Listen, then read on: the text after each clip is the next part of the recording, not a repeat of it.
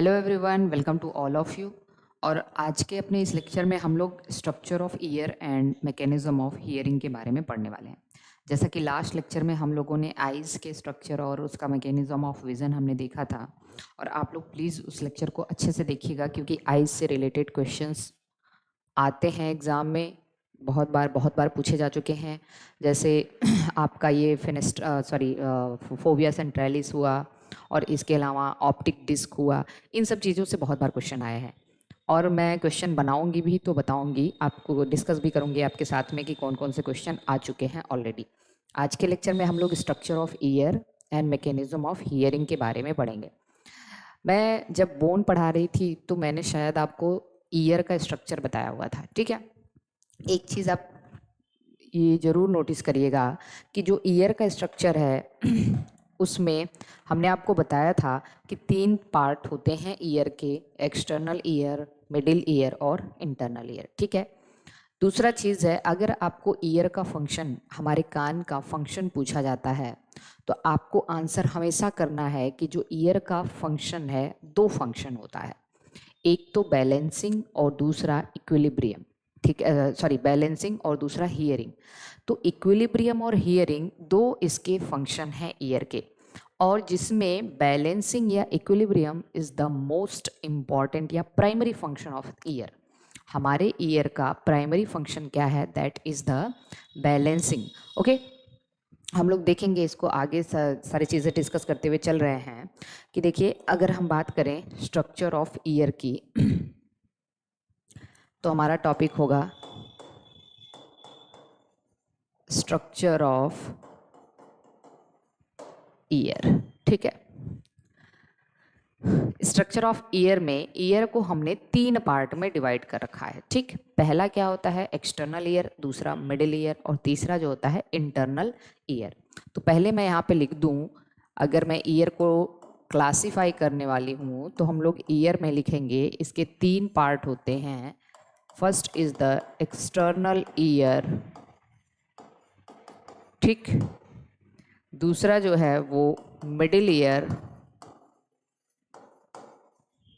And third जो है उसको हम कहते हैं इंटरनल ईयर।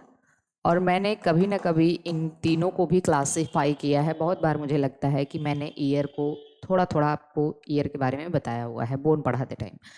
तो देखिए, जो हमारा एक्सटर्नल ईयर होता है इसमें 2 पार्ट होते हैं। पहला तो आपका ईयर पिन्ना, ठीक। 3 पार्ट होता है, एक्सटर्नल ऑडिटरी मीएटस और तीसरा होता है टिम्पैनम।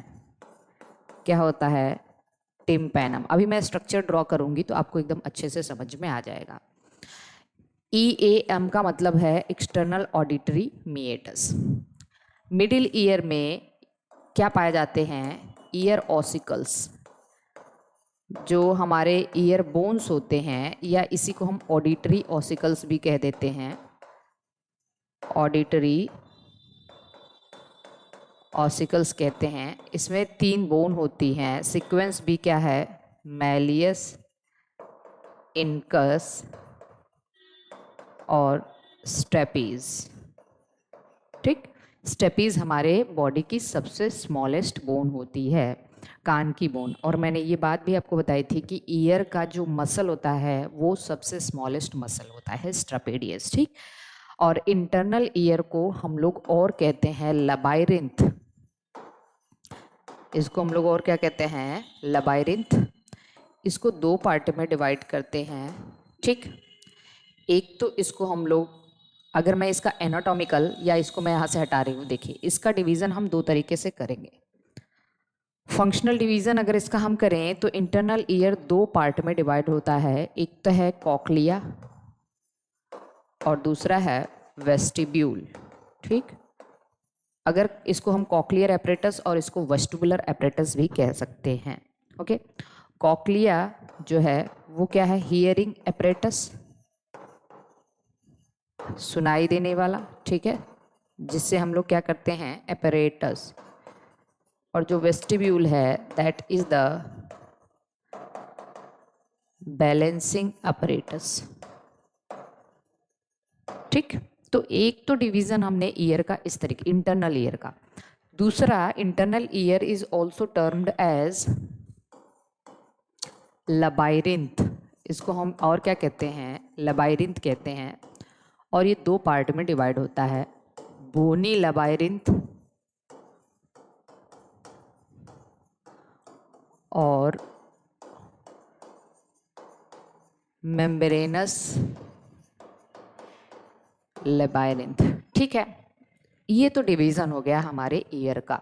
अब हम एक एक इसका स्ट्रक्चर बनाएंगे और एक एक चीज़ देखते चलेंगे कि कैसे कैसे कौन कौन से स्ट्रक्चर का क्या क्या फंक्शन है, किस तरीके से हमारे ईयर का काम क्या है, साउंड वेव्स को कलेक्ट करना और उसको इंटरनल ईयर तक पहुंचाना। ठीक है, तो जाके वहाँ पे सेंसेशन जनरेट होता है और वहाँ पे ऑडिटरी इम्पल्स जनरेट। जैसे विज़न के केस में हमने क्या देखा था, विज़न के केस में हमने विजुअल इम्पल्स जनरेट होता था, और इसी तरीके से अगर हम हियरिंग के केस में देखें तो ऑडिटरी इम्पल्स जनरेट होगा।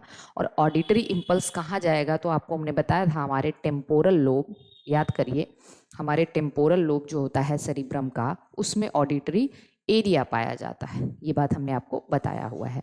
ऑल्फैक्टरी एरिया, ऑडिटरी एरिया और वर्निकेज एरिया, ये तीन एरिया हमारे ब्रेन के टेम्पोरल लोब में होता है, वहाँ पे उसको एनालाइज किया जाता है प्रीवियस मेमोरी के बेस पे। ओके, ये हम लोग आगे देखेंगे। तो ये तो हो गया हमारा ईयर का स्ट्रक्चर। अब हम इसको उसमें ड्रॉ कर दे दें स्ट्रक्चर, अगर हम बना दें अपने ईयर का, तो देखिए देखिए बहुत अच्छा तो नहीं बनेगा, लेकिन आप लोग थोड़ा सा देखना समझना। सपोज करिए ये हमारा एक ईयर पिन्ना है, ठीक है, जस्ट एक ईयर पिन्ना बना दिया हमने। ठीक, अच्छा एक बात हमेशा याद रखिएगा कि जो ईयर पिन्ना है ना, इसको हम लोग कहते हैं, इसको हम लोग ऑरिकल भी कहते हैं। क्या कहते हैं, ऑरिकल।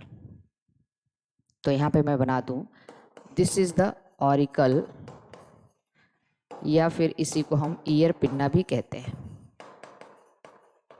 ठीक, अच्छा ऑरिकल आपने देखा हार्ट में था, ऑरिकल कहाँ पे है, हार्ट में, एट्रिया को कहते हैं। तो बहुत सारे ऐसे नाम आएंगे जहाँ पे, अच्छा जैसे कभी आपसे पूछ दिया जाए बाउमेन कैप्सूल, तो आप कहोगे बाउमेन कैप्सूल तो कहाँ पढ़ा हुआ है आपने, नेफ्रॉन में। लेकिन कॉर्निया की मेम्ब्रेन को बाउमेन मेम्ब्रेन कहते हैं, लिख लीजिएगा। ठीक है, तो बहुत सारी चीज़ें, जैसे हमने पुरकिंजे फाइबर हार्ट में पढ़ा था, हार्ट के वेंट्रिकल्स में पढ़ा था, लेकिन पुरकिंजे सेल हमने कहाँ पढ़ा था, सेरिबेलम में। ठीक है, सेरिबेलम में हमने कहा था जो सबसे लार्जेस्ट न्यूरॉन होती है उसको पुरकुंजे सेल कहते हैं। ठीक, इसी तरीके से हमने बहुत सारी चीज़ें हमने बताया था कि ऐसे ऐसे टर्मिनोलॉजी आपको मिलेंगे। ओके, तो देखिए ये हमारा हो गया एक ऑरिकल, और ऑरिकल आगे आया। ठीक है, यहाँ से एक कैनाल निकलती है और इस कैनाल को हम लोग कहते हैं एक्सटर्नल ऑडिटरी मेटस, और ये कैनाल आगे चल के एक स्ट्रेच्ड मेम्ब्रेन में खुलती है। इस तरीके से ये स्ट्रेच्ड मेम्ब्रेन होती है जिसको हम लोग कहते हैं टिम्पैनम। टिम्पैनम मतलब कान का पर्दा। ठीक है, हमारे कान का पर्दा जो होता है उसको ईयर ड्रम या टिम्पैनम कहते हैं। फिर अब शुरू होता है हमारा मिडिल ईयर, और जो हमारा मिडिल ईयर है कुछ इस तरीके का स्ट्रक्चर होता है। ठीक है, और ये वाला आपको अच्छे से पता होगा, मैंने बार बार इसको आपको बताया, ये हमारा ऑडिटरी कैनाल, या इसी को हम लोग यूस्टेचियन कैनाल भी कहते हैं। ये क्या है, यूस्टेचियन कैनाल, आगे डिस्कस करेंगे, जो कि हमारे नेजोफेरिंग्स में जाके खुलता है, और इसका सिग्निफिकेंस क्या है ये भी मैं आपको बताऊंगी। ठीक, अब इसके बाद क्या है, मिडिल ईयर के बाद हमारा मिडिल ईयर में यहाँ पे हम देखेंगे, ध्यान से देखिएगा थोड़ा सा, ये इस तरीके से यहाँ पे मिडिल ईयर में, यहाँ पे ऐसे एक दो विंडो होते हैं, यहाँ पे दो विंडो होता है मिडिल ईयर में, बहुत इम्पॉर्टेंट है, पूछा जाता है। दो विंडो होता है, और एक विंडो आगे चल के इस तरीके से यहाँ से एक स्ट्रक्चर स्टार्ट होता है जिसको हम लोग कहते हैं कॉकलिया। ठीक है, क्या कहते हैं, कॉकलिया, और इसको मान लीजिए यहाँ से जोड़ दीजिए, और इसी कॉकलिया के ऊपर एक और एपरेटस पाया जाता है, इस तरीके का एपरेटस होता है। ठीक है, इस तरीके का एपरेटस होता है जिसको हम लोग कहते हैं दैट इज़ द वेस्टिब्यूल। पहले हम सारी चीज़ें लोकेशन देखेंगे, उसके बाद हम इसको थोड़ा सा एलेबरेट भी करेंगे। तो ये तो हमारा हो गया, that is we can say, यहाँ पे देखिए ये है। अब यहाँ पे तीन, हमारे पास तीन बोन है। पहली बोन कौन सी है? ये है मैलियस, ठीक। मैलियस के बाद हमने कहा था हॉर्स शू शेप का एक ये स्टीयरअप शेप का एक एनविल शेप का एक बोन होती है। और उसके बाद यहाँ पे एक और बोन होती है जिसको हम लोग कहते हैं स्टेपीज। तो तीन बोन आपस में यहाँ पे जुड़ी हुई हैं। तो देखिए क्या क्या नाम है इसका, मैलियस, इनकस और स्टेपीज। ये है हमारा मिडिल ईयर और ये है इंटरनल। तो एक रफली स्ट्रक्चर आप इस तरीके से ड्रॉ कर सकते हैं ईयर का, ठीक है। अब देखिए इसमें क्या क्या स्ट्रक्चर्स हैं, इसको समझने की कोशिश करते हैं। यहाँ से लेके यहाँ तक पूरा पोर्शन क्या है, हम कह सकते हैं ये पूरा पोर्शन हमारा है, this is what the external ear. Ear pinna, फिर क्या है ऑडिटरी मिएटस या एक्सटर्नल ऑडिटरी मिएटस, ठीक है, जिसको EAM कहा था मैंने। और ये थर्ड स्ट्रक्चर क्या है, टिम्पैनम। टिम्पैनम को हमने और क्या कहा था, ईयर ड्रम कहा था, ईयर ड्रम। ये तीनों के तीनों स्ट्रक्चर मिलके क्या बना दिए, this is what the external ear, ठीक। ये है हमारा एक्सटर्नल ईयर। ये वाला स्ट्रक्चर क्या है, this is what middle ear. और मिडिल ईयर में ईयर बोन्स होती हैं, क्या होती हैं, ईयर बोन्स। और मिडिल ईयर से ही एक कैनाल निकली है, इस कैनाल को क्या कहते हैं, यूस्टेचियन कैनाल या यूस्टेचियन ट्यूब, या इसी को ऑडिटरी ट्यूब भी कहते हैं, ऑडिटरी कैनाल भी कहते हैं, जो इसको मिडिल ईयर को हमारे नेसोफेरिंग से जोड़ते हैं, ठीक। Now come to the internal ear. ये है हमारा इंटरनल ईयर। और इंटरनल ईयर में दो चीज़ है, एक कौन सा, कॉक्लियर एपरेटस, और दूसरा है इसी के जस्ट ऊपर वेस्टिबुलर एपरेटस, ठीक। ये पूरा का पूरा हमारा है स्ट्रक्चर, ठीक। एक और चीज़ अगर आप यहाँ पे जानना चाहें तो हमारे एक्सटर्नल ऑडिटरी मिएटस में क्या होते हैं, हेयर्स होते हैं, कान में बाल होते हैं ना। तो यहाँ पे दो स्ट्रक्चर होता है, एक तो हेयर है, ठीक है, हेयर भी है यहाँ पे, और यहीं पे सेरुमिनस ग्लैंड भी होती है, सेरुमिनस ग्लैंड होती है जो कि ईयर वैक्स प्रोड्यूस करती है। सेरुमेन क्या प्रोड्यूस करता है, ईयर वैक्स या फिर सेरुमेन। इतनी बात सबको समझ में आनी चाहिए। और इसके बाद हम लोग देखेंगे इसका डिटेल स्ट्रक्चर, अभी समझने की कोशिश करते हैं। तो ये ईयर का एक स्ट्रक्चर मैंने ड्रॉ किया है। आपको पहले सारी चीज़ें पता होनी चाहिए, कौन सी चीज़ कहाँ पे प्रेजेंट होती है, उसका एग्जैक्ट लोकेशन क्या है, फिर उसका एग्जैक्ट फंक्शन हम लोग पढ़ेंगे, ठीक है।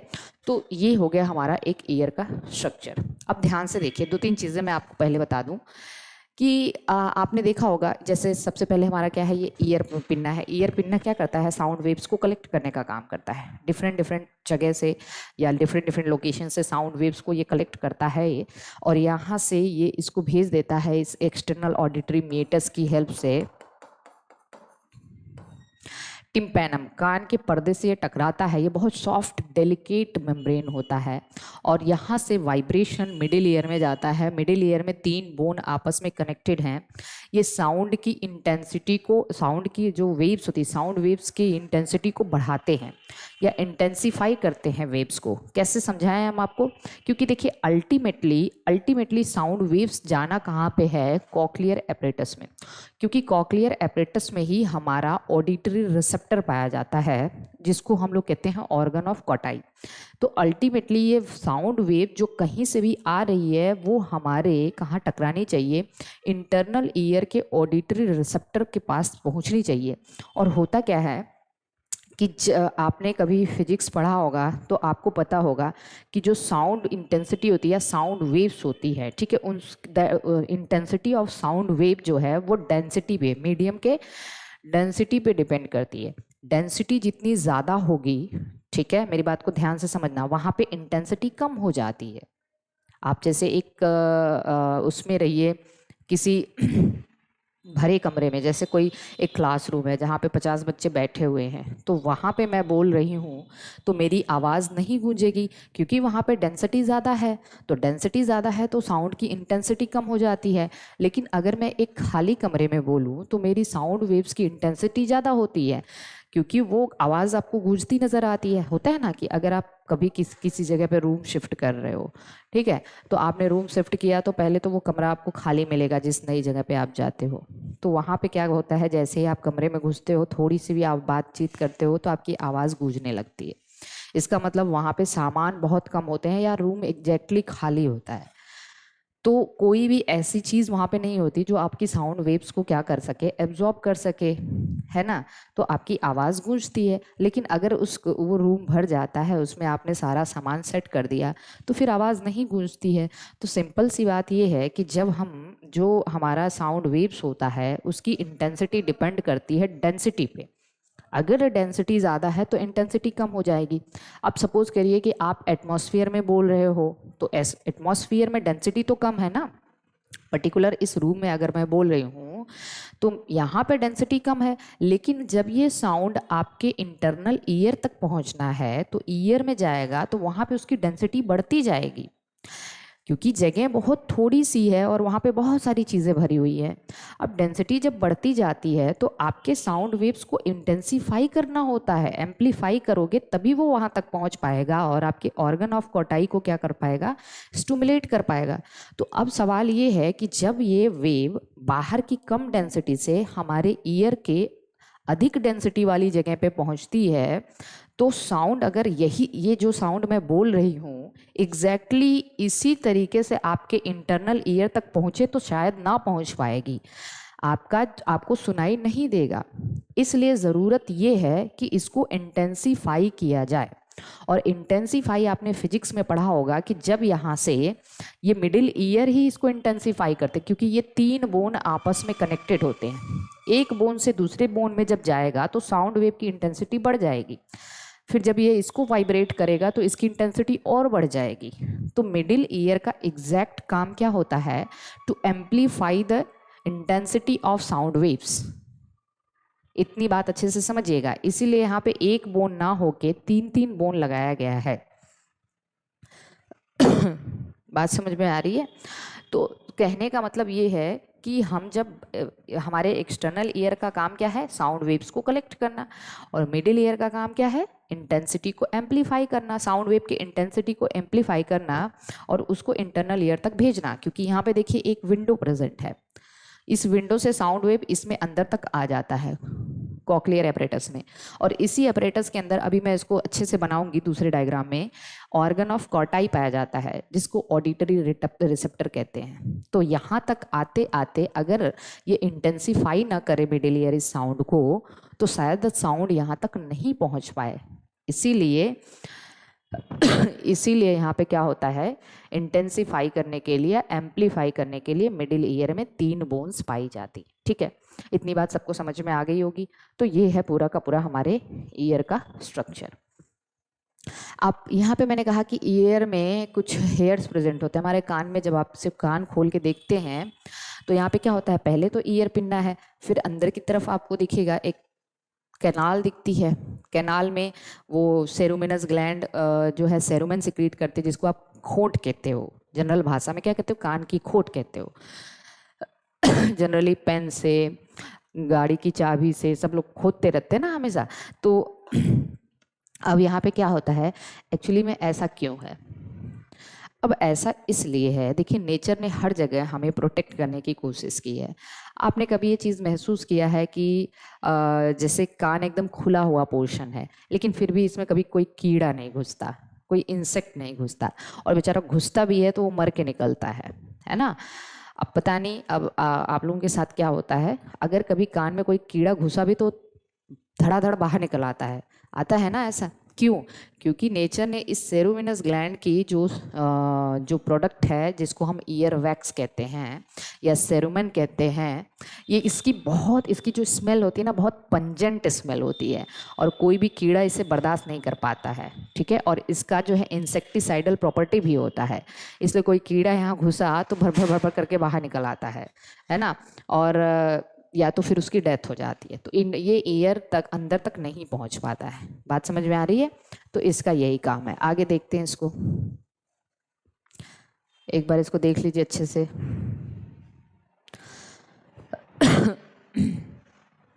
अच्छा, आपने देखा होगा कि हमारा जो ईयर पिन्ना है, बहुत अच्छे से समझिएगा इस बात को, इसमें मसल्स होती हैं, ऑरिक्यूलर मसल। ठीक है, इसमें जो मसल्स होती हैं वो वेस्टिजियल मसल हैं। जब हम लोग इवोल्यूशन पढ़ेंगे तो वहाँ पे वेस्टिजियल ऑर्गन में हम लोग पढ़ेंगे। We are not able to move our ear pinna. हम लोग अपने ईयर पिन्ना को मूव नहीं कर सकते क्योंकि इसकी मसल्स जो होती है वो वेस्टिजियल होती है, ऑसेसी अंग, ऑसेसी स्ट्रक्चर होता है। लेकिन बहुत सारे ऐसे एनिमल हैं जिसमें ईयर पिन्ना मूवेबल होता है। आपने देखा होगा हाथी अपना कान हमेशा हिलाते रहते कंटिन्यूअस। हाथी जो है अपना कान ईयर पिन्ना मूव करता रहता है। उसका रीज़न जानते हैं? क्योंकि जो ये हाथी की जो स्किन होती है काफ़ी ज़्यादा मोटी स्किन होती है, और इसकी वजह से उसको, और उसके पूरे शरीर पे आपने देखा होगा बाल बिल्कुल नहीं होते हैं, तो उसको गर्मी बहुत ज़्यादा लगती है। गर्मी ज़्यादा लगती है तो वो क्या करते हैं कि उनके जो ईयर पिन्ना होते हैं उसमें ब्लड सप्लाई बहुत ज़्यादा होता है, वो उसको कंटिन्यूअस क्या करते रहते हैं, हिलाते रहते हैं, और मूविंग की वजह से वहाँ पे ब्लड सप्लाई है तो इवेपरेशन, ठीक है, इवेपरेशन ज़्यादा होता रहता है, इस वजह से वो कंटिन्यूअस अपने ईयर पिन्ना को मूव करते रहते हैं। We are not able to move our ear pinna. बहुत से ऐसे महानुभाव होते हैं जो कुछ काम कर ले जाते हैं जो ह्यूमन बीइंग नहीं कर पाते हैं। तो हमारी एक फ्रेंड है, तो वो अपना ईयर पिन्ना हिला लेते हैं। ठीक है, तो ये सब होता है। बहुत सारे लोग जैसे क्या है, आपने देखा होगा कि कुछ लोग खुरापात करते रहते हैं। हमने कहा कि हमारा जो ये हड्डी है, हिंज जॉइंट है, ठीक है ना, ये जो इंटर फेलेंजस जॉइंट है वो हिंज जॉइंट है। हिंज जॉइंट का मतलब ये होता है जो एक दूसरे डायरेक्शन में पूरी तरह से ना मुड़ पाए। लेकिन बहुत सारे लोग, मेरे ही जान पहचान में एक लोग है, वो अपना ये हाथ यहाँ तक लेके आ पाते हैं, उंगली पूरा इधर मोड़ लेते हैं, पीछे की तरफ भी मोड़ लेते हैं। ठीक है, तो और बहुत सारे लोग हैं जो बहुत सारी चीज़ें कर लेते हैं, तो कुछ अलग अलग एक्सेप्शंस भी होते हैं। तो ये ईयर पिन्ना हम इसलिए मूव नहीं कर पाते क्योंकि इसके जो मसल्स होते हैं वो वेस्टिजियल होते हैं। ठीक, इसको देख लेते हैं।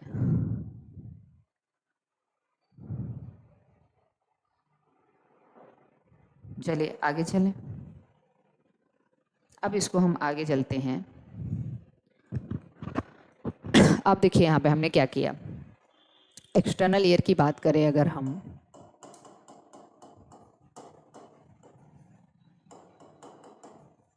तो एक्सटर्नल ईयर का फंक्शन क्या होता है?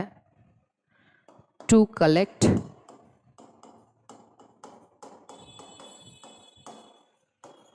sound waves from different directions, ठीक है, एंड या ऐसे कर दीजिए, collect sound wave from different direction and transfer them to middle ear via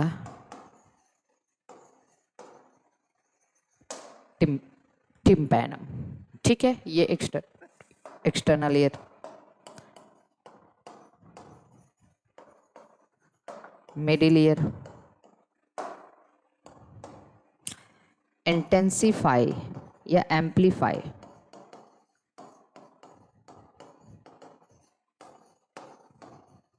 sound waves approximately 20 times, कितना 20 times, and transfer it to internal ear via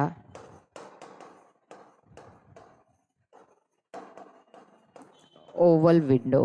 अब आपको Oval window क्या है तो एक बार इसको देख लीजिए। जो यहाँ पे दो विंडो बनाया है ना मैंने, एक ये ओवल विंडो, ऊपर वाला ओवल विंडो है और नीचे वाला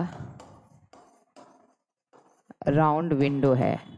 तो आपसे अगर कोई पूछता है कि middle ear is connected with internal ear, ठीक है, फ्रॉम विच विंडो, किस विंडो से कनेक्टेड होता है, तो ओवल विंडो से कनेक्टेड होता है। साउंड यहाँ से आया ओवल विंडो से, फिर इसमें जाएगा, फिर यहाँ से राउंड विंडो से साउंड नलीफाई हो जाता है। ठीक है, हम आगे इसके बारे में बात करेंगे।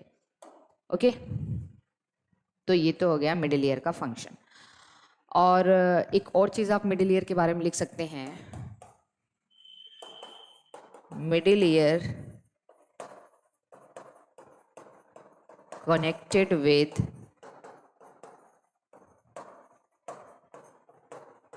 nasopharynx with the help of eustachian tube और ऑडिटरी ट्यूब या कैनाल।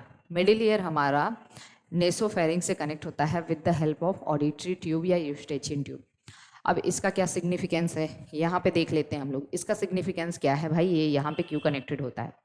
जनरली ये ऑडिटरी, जब हमने मुंह बंद कर रखा हुआ है, ठीक है, हमने मुंह बंद रखा हुआ है तो हमारा ये यूस्टेचियन ट्यूब बंद रहता है। लेकिन जब हम खाना खा रहे हैं, बोल रहे हैं, चेविंग कोई चीज़ चबा रहे हैं, ठीक है, तो ये यूस्टेचियन ट्यूब खुला रहता है। इसका रीज़न क्या है कि बाहर से जो भी साउंड वेव आ रही है, ठीक है ना, अगर वो साउंड वेव मान लीजिए तेज है, जैसे मैं आपको एक एग्जांपल बताती हूँ कि आप यहाँ पे बैठे हुए हो, ठीक है, और अचानक से आके कोई तेज से आपके कान में चिल्ला दिया तो आपका मुंह खुल जाता है। हो सकता है आप उसे एक थप्पड़ मार भी दो, लेकिन आपका मुंह खुल जाता है, बंद रख ही नहीं सकते आप, नहीं तो आपके कान का पर्दा फट जाएगा। उसका रीज़न ये है कि इसका जो भी वेव्स यहाँ से आ रही हैं, साउंड वेव्स बाहर से, इसका काम क्या है भाई, ये बाहर से साउंड वेव को रिसीव करना, ठीक है, डिफरेंट डायरेक्शन से, और इसको यहाँ पे ट्रांसफ़र करना, और ये आ गया आपका यहाँ से एक बोन से दूसरी बोन, इस तरीके से। और फिर ये फाइनली, पहले देखिए यहीं से नहीं निकलेगा, ये वेव इसमें आएगी और यहाँ से होते हुए ये वेव यहाँ आएगी, फिर यहाँ से आके नलीफाई हो जाती है। ये साउंड वेव का डायरेक्शन है, कंफ्यूज नहीं होइएगा। अब कोई आके आपके कान में चिल्ला दिया तो आपका मुंह खुल जाता है। इसका रीज़न ये है क्योंकि साउंड वेव की जो इंटेंसिटी होती है यहाँ पे बढ़ी हुई है।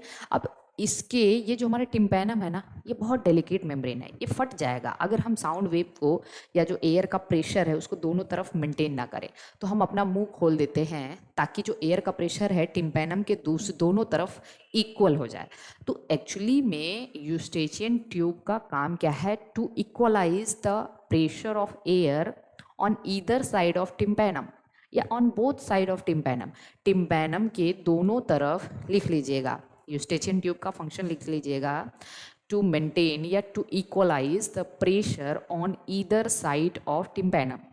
ठीक है, तो इसीलिए हमारा मुंह ऐसे खुल जाता है ताकि ये, क्योंकि हमारे माउथ से ही तो कनेक्टेड है ना, नेसोफेरिंग से ही कनेक्टेड है, जो एयर का प्रेशर है दोनों तरफ मेंटेन हो जाए। आपने कभी महसूस किया होगा कि जब आप प्लेन में बैठे हैं तो जैसे ही ऊपर हम लोग जाते हैं कितनी तेज से कान में एकदम जलन होने लगती है, होता है ना, एकदम बर्निंग सेंसेशन सा, मिर्च जैसे लगने लगता है। इसका रीज़न यही है कि जब हम नीचे से ऊपर की तरफ जा रहे होते हैं तो यहाँ पे एयर प्रेशर चेंज होना शुरू हो जाता है। जब एयर प्रेशर चेंज होना शुरू हो जाता है तो हमारा यूस्टेचियन ट्यूब धीरे धीरे बंद होने लगता है। और उस वक्त क्या होता है ना कि आपको जो वहाँ पे एयर होस्टेज वगैरह होते हैं, अगर उनको आप बताते हो अपनी समस्या तो वो कहते हैं कि आप कुछ चीज़ चबाते रहिए, ठीक है, चबाते रहिए ताकि आपका जो, अब आप कोई चीज़ जैसे च्युइंगम चबा रहे हैं या चॉकलेट खा रहे हैं तो कंटिन्यूअस आप चेविंग कर रहे हैं तो यूस्टेचियन ट्यूब खुलता रहता है और एयर का प्रेशर दोनों तरफ मेंटेन होता रहता है, टिम्पैनम के दोनों तरफ। ठीक है, लेकिन कुछ ऐसे भी लोग होते हैं जिनको जैसे मेरे साथ की मेरी बड़ी मम्मी एक बार जा रही थी तो उनका पूरे रास्ते वो मुझे परेशान कर दी थी। हम लोग हैदराबाद जा रहे थे, एक्चुअली मेरी फैमिली हैदराबाद में ही रहती है, तो जो है काफ़ी ज़्यादा दिक्कत हुई थी। और कभी क्या होता है, जैसे बच्चा है, मेरा बेटा ही छोटा है, जब मैं उसको लेके जा रही थी तो अभी कुछ दिन पहले ही हम लोग गए थे, तो क्या हुआ था कि वो ऊपर जाते से ही चिल्लाना शुरू कर दिया था। जैसे ही प्लेन ऊपर की तरफ मूव करता है तो वो रोना शुरू कर दिया। अब उसका रीज़न ये था ना कि उसके कान का वही जो है ना प्रेशर एकदम क्या होता रहता है, चेंज होता रहता है, एयर प्रेशर चेंज हो रहा है। तो फिर वो एयर होस्टेस वगैरह क्या सजेशन देते हैं कि बच्चे को लगातार फीडिंग कराते रहिए, इससे क्या होगा कि ये समस्या जो है ना वो कोप अप हो जाएगी। तो यही रीज़न है, यूस्टेचियन ट्यूब हमारे एयर प्रेशर को मेंटेन करने में रोल प्ले करता है टिम्पैनम के दोनों तरफ। ठीक है, इतनी बात सबको समझ में आ गई। चलिए आगे देखें, तो हम क्या क्या लिख रहे थे, middle ear connect with nasopharynx with the help of Eustachian tube. और अगर यूस्टेचियन ट्यूब के बारे में फंक्शन लिखना हो तो आपको लिख सकते हैं। अब देखिए यहाँ पे यूस्टेचियन ट्यूब आया है, एक जगह आपको यूस्टेचियन वॉल्व भी था। यूस्टेचियन वॉल्व कहाँ था, तो आप लोग अपने से बताइए यूस्टेचियन वॉल्व कहाँ था, इन्फीरियर वेना कावा। ठीक है, तो चलिए देखिए, यूस्टेचियन ट्यूब या ऑडिटरी ट्यूब क्या करता है, इक्वलाइज एयर प्रेशर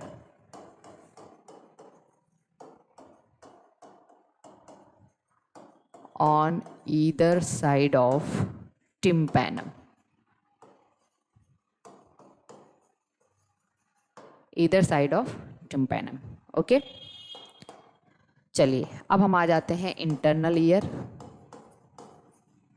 अब इंटरनल ईयर को थोड़ा सा डिटेल देखना पड़ेगा, और इसे मैं लिख दे रही हूँ, कंटेन्स, लिख लीजिएगा, contains auditory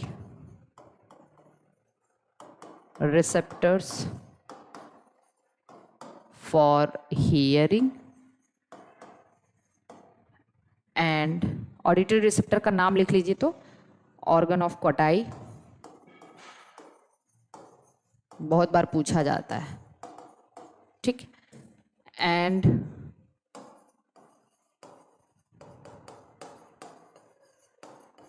balancing receptors, balancing receptor का नाम लिखेंगे आप, macula and crista ampullaris for balance. और ऑडिटरी रिसेप्टर कहाँ होता है, इन कॉक्लिया में। ठीक, और बैलेंसिंग रिसेप्टर होता है इन वेस्टिब्यूल में। और यहाँ पे हमारी एक न्यूरॉन कनेक्टेड होती है, क्रेनियल नर्व। याद करिए, मैंने 8वीं क्रेनियल नर्व आपको पढ़ाई थी, ऑडिटरी नर्व। ठीक है, या फिर आप उसी को कहते हो अकॉस्टिक नर्व, या फिर आप उसी को कहते हो कॉक्लियो वेस्टिबुलर नर्व। याद है, क्रेनियल नर्व में जाके देखिए।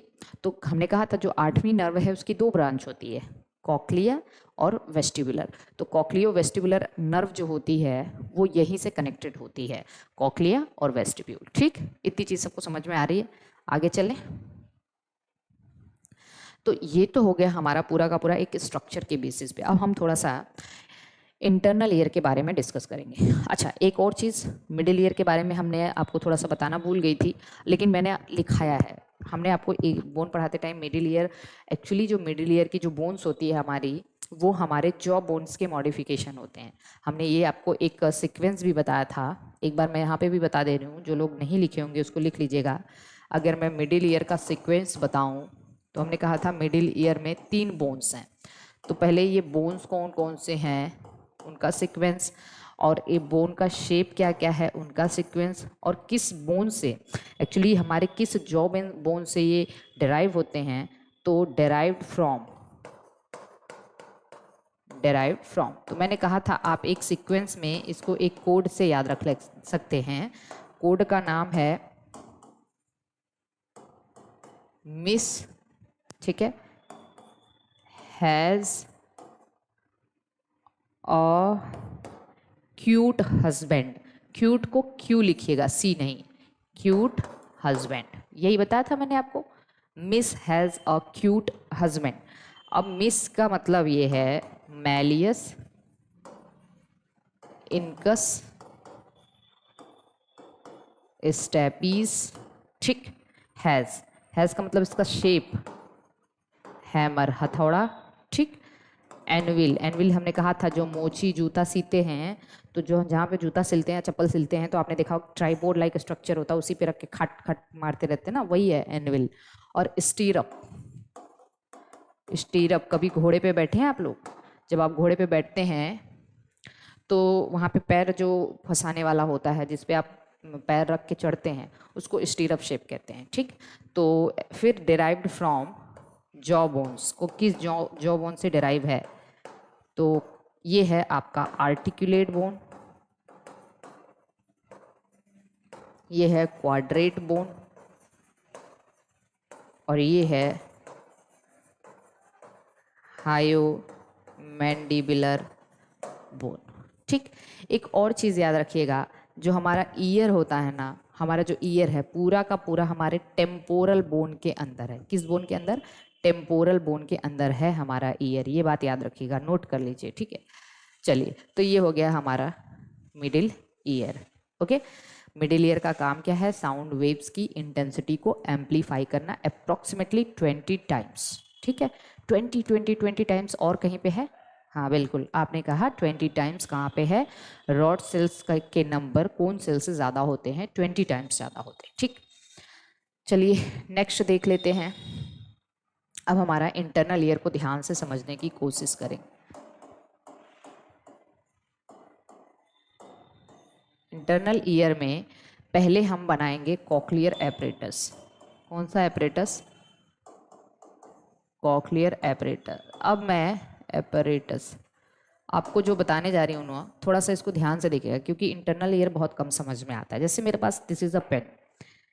इंटरनल ईयर ना कैसा होता है, ये पूरा का पूरा यहाँ पे, इसको हम लोग लेबाइरिंथ कहते हैं, ठीक है। इसमें दो टाइप के स्ट्रक्चर होते हैं। जब आप इसको देखिए, मैंने यहाँ पे ये मिडिल ईयर बनाया, मैं मिडिल ईयर बना के इंटरनल ईयर बनाने की कोशिश करती हूँ। ये कौन सा विंडो है? ओवल विंडो, ठीक। और इसके जस्ट नीचे ये राउंड विंडो, ठीक है। ये हमारा मिडिल ईयर है, ठीक। अब देखिए ध्यान से, जो मैं बता रही हूँ वो देखिएगा। हमारा इंटरनल ईयर ना ऐसे होता है, केवल मैं अभी कॉक्लियर एपरेटस बना रही हूँ, इसको वो नहीं करिएगा, ठीक है।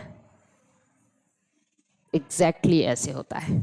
मैंने जो कॉक्लिया बनाया था, इधर देखिए ध्यान से, क्योंकि जल्दी समझ में नहीं आता ये। जो मैंने यहाँ पे कॉक्लिया बनाया था, ये क्वाइल्ड स्ट्रक्चर, ठीक है। इस कॉक्लिया को मैंने स्ट्रेट कर दिया। क्या कर दिया? इसको खींच के मैंने स्ट्रेट कर दिया, ठीक।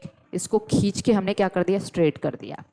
फिर भी इसको देखिए, ये पूरा हमने कॉक्लिया बना दिया। अब एक्चुअली में ये होता कैसे है, इसमें दो स्ट्रक्चर दिखते हैं। बस मैं अभी कॉक्लिया बना रही हूँ, वेस्टिब्यूल की बात नहीं कर रही हूँ। इसमें दो स्ट्रक्चर कैसे होते हैं? एक बोनी लेबाइरिंथ, ये जो ऊपर वाला ये पोर्शन है, ये पूरा का पूरा बोन है, एक ये बोनी पोर्शन होता है। इस पोर्शन को हम लोग कहते हैं, दिस इज द बोनी लबाइरिंथ। हमने कहा था कि इंटरनल ईयर को हम लोग लबाइरिंथ कहते हैं। दो स्ट्रक्चर होता है, एक बोनी लबाइरिंथ, और उसके अंदर ये वाला जो स्ट्रक्चर आपको दिख रहा है ना, इसके एकदम उसी बोन को कॉपी करती हुई ये मेम्ब्रेनस लबाइरिंथ होता है। कैसा लबाइरिंथ? मेम्ब्रेन। ये एकदम झिल्ली टाइप से होता है, ठीक है। और इन दोनों के अंदर फ्लूइड भरा होता है। बोनी लेबाइरिंथ के अंदर भी फ्लूइड है, ठीक। और मेम्ब्रेनस लेबायरिंथ के अंदर भी फ्लूइड है। अब इसको कैसे समझेंगे आप? चलिए देखिए, हमने कहा कि इंटरनल ईयर में दो स्ट्रक्चर है, एक बोनी और एक मेम्ब्रेनस। बोनी का मतलब ये है, ये पूरा का पूरा एक बोन है। समझिए मेरे पास एक पेन है, तो पेन का ये जो वाला स्ट्रक्चर जो है बाहर, वो समझिए बोन है, और उसके अंदर जो रिफिल है वो मेम्ब्रेनस लेबायरिंथ है। तो पूरा पेन के बाहरी कवर को कॉपी करते हुए रिफिल है, रिफिल के अंदर भी आपका क्या है, इंक है। तो एकदम क्या होता है, बाहर वाला जो पोर्शन है वो पूरा बोन से बना है, बोनी हार्ड स्ट्रक्चर, लेकिन उसका अंदर वाला जो स्ट्रक्चर है वो कैसा है, मेम्ब्रेनस है। दोनों के अंदर क्या भरा हुआ है, फ्लूइड भरा हुआ है। और इस फ्लूइड को, बाहर वाले फ्लूइड को देखिए क्या कहते हैं, पेरीलिम्फ कहते हैं। जो बोनी लेबायरिंथ के अंदर भरा है उसको हम लोग पेरीलिम्फ कहते हैं। तो पेरीलिम्फ यहाँ भी है, पेरीलिम्फ यहाँ भी है, दोनों तरफ है। लेकिन जो अंदर फ्लूइड भरा है उसको हम लोग एंडोलिम्फ कहते हैं। क्या कहते हैं, एंडोलिम्फ कहते हैं। इतनी चीज सबको समझ में आ रही है? फिर देखिए, ये जो कर्व्ड स्ट्रक्चर है, ऐसे घुमावदार स्ट्रक्चर है, इस स्ट्रक्चर को हेलिकोट्रिमा कहते हैं। ये हमने देखा, ये शायद ये इंक आपको ये वाला जो कलर है वो शायद विजिबल नहीं होता है, मैंने पीडीएफ में देखा था। फिर भी देखिए, हेलिकोट्रिमा कहते हैं।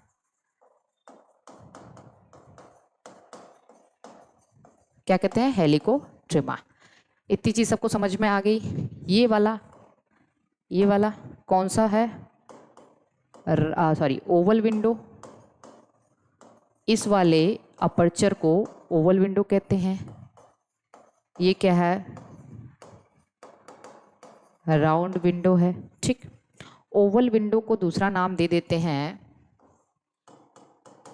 फेनेस्ट्रा ओवेलिस, क्योंकि देखिए फेनेस्ट्रा का मतलब ही होता है अपर्चर, और राउंड विंडो को फेनेस्ट्रा रोटेंडस। ठीक है, स्ट्रक्चर क्लियर है? बिल्कुल क्लियर है, कौन सा बोनी लेबायरिंथ है, कौन सा मेम्ब्रेनस लेबायरिंथ है। ठीक, अब आगे देखते हैं इसको। यहाँ तक इसको देख लीजिए, पूरा हमें स्ट्रक्चर एकदम अच्छे से समझ आना चाहिए। ठीक है, आगे चलें। देखिए, एक बार देख लीजिए इसको।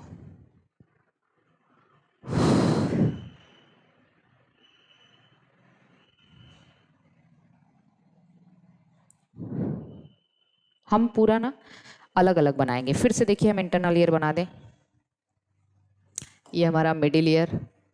हम चाहते हैं कि एकदम स्ट्रक्चर अलग अलग हो, आपको कोई टेंशन ना हो। ठीक है, आप एकदम अच्छे से इसको समझ सके।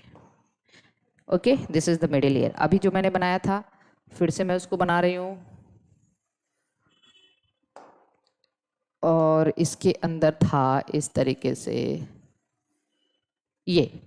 ठीक है, अब आपको एकदम अच्छे से क्लियर हो चुका है कि ये वाला पोर्शन पूरा बोनी लेबायरिंथ है, ये अंदर वाला पोर्शन पूरा मेम्ब्रेनस लेबायरिंथ है। बोनी लेबायरिंथ के अंदर पेरीलिम्फ भरा हुआ है, ये आउटर पेरीलिम्फ, ये इनर पेरीलिम्फ, और इसके अंदर एंडोलिम्फ भरा हुआ है। ठीक है, अब हम आगे देखेंगे।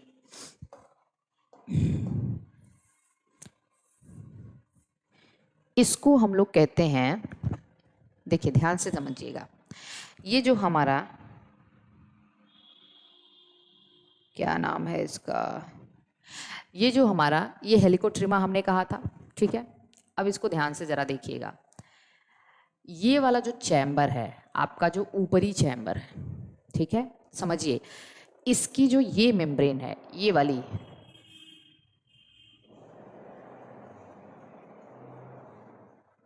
ये वाली मेम्ब्रेन, ठीक, और यहाँ पे नीचे वाली मेम्ब्रेन, दोनों मैं इसी कलर से बना दे रही हूँ।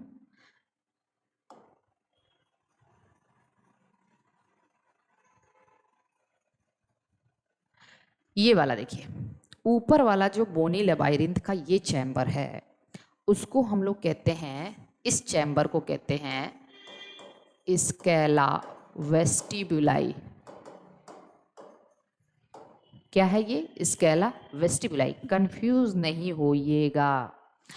एक्चुअली में जब ये पेन है, तो पेन की जो रिफिल है, इसको दो पार्ट में डिवाइड कर दी, एक इधर चैम्बर दिख रहा है, एक इधर चैम्बर। तो ये बोनी लेबायरिंथ का जो ऊपर वाला चैम्बर है, जो वेस्टिबुलर एपरेटस, इसके ऊपर वेस्टिबुलर एपरेटस होगा, उसको हम कहते हैं स्केला वेस्टिबुलाई, और ये जो नीचे वाला है इसको हम कहते हैं स्केला टिम्पैनाई।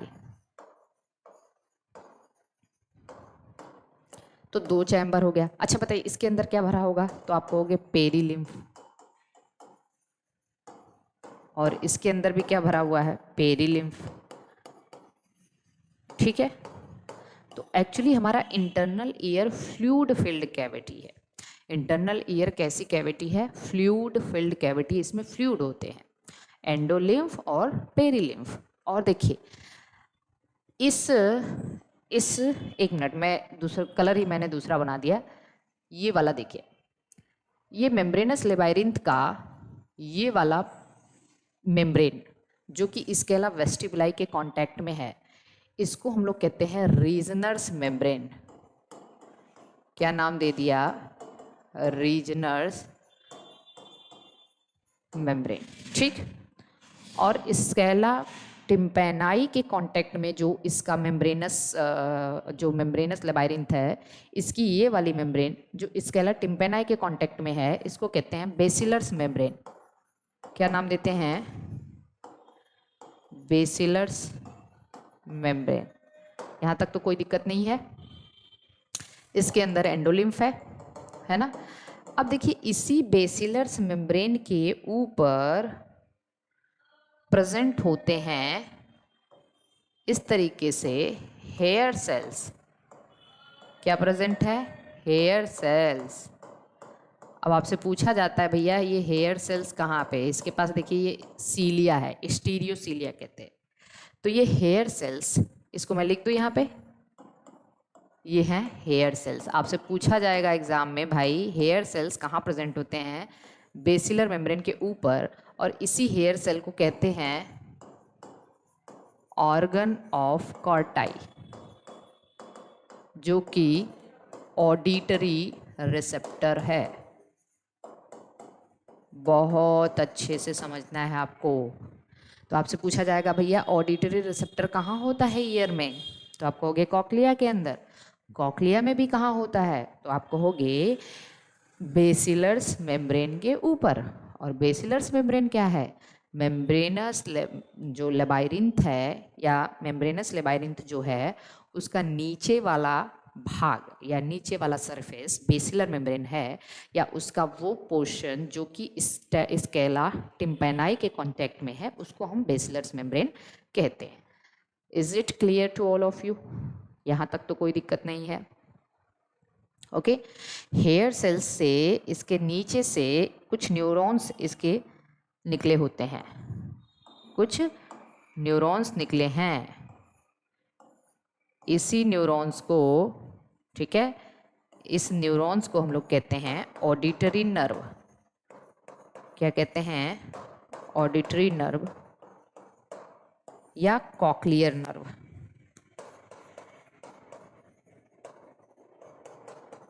और ये कॉक्लियर नर्व कहाँ जाएगी भैया, ब्रेन के ऑडिटरी एरिया में, टिम्पैनम जो हमारा हमने बताया टेम्पोरल लोब के ऑडिटरी एरिया में जाएगी, तो वहाँ से हमारा मैकेनिज्म ऑफ हियरिंग कंट्रोल होता है। इतनी बात सबको समझ में आ रही है, पहले एकदम स्ट्रक्चर देख लीजिए, समझ लीजिए, फिर अब हम आगे मूव करेंगे।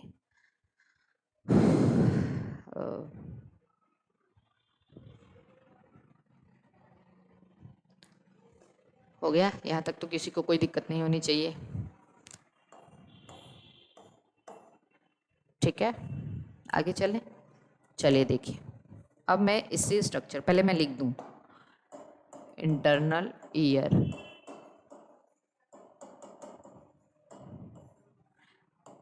इसको हम और क्या कहते हैं, लेबाइरिंथ।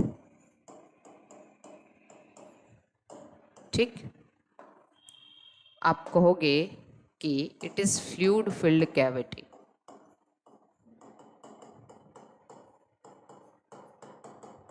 फ्लूइड फिल्ड कैविटी, ठीक है। अब इसमें 2 पार्ट होता है, एक है बोनी लेबाइरिंथ, और उसी के अंदर क्या है, मेम्ब्रेनस लेबायरिंथ। बोनी लेबायरिंथ किससे भरा होता है? Filled with perilymph,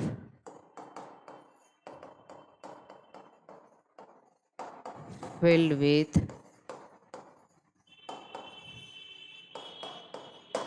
endolymph. ठीक है, बाकी और इसमें कुछ लिखाने की ज़रूरत नहीं है, आपको स्ट्रक्चर एकदम अच्छे से पता है कि कौन कौन सी मेम्ब्रेन है, कौन कौन किसको किसको कैसे कैसे सेपरेट कर रहा है। ठीक है, ओके, आगे चलें। देख लीजिए, इस स्ट्रक्चर को देख लीजिए।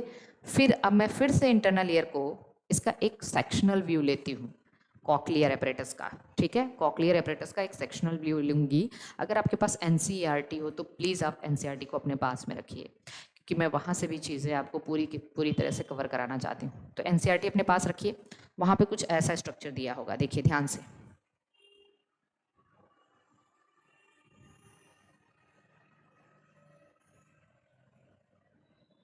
ऐसा स्ट्रक्चर बनाया होगा, देखिए पहले ध्यान से एनसीईआरटी को पास में रखिए और देखिए ईयर वाला जो पोर्शन है, एक पेज पलटिए, वहाँ पे स्ट्रक्चर दिया है। प्लीज़ आप एनसीईआरटी पास में रखेंगे, लापरवाही नहीं होनी चाहिए।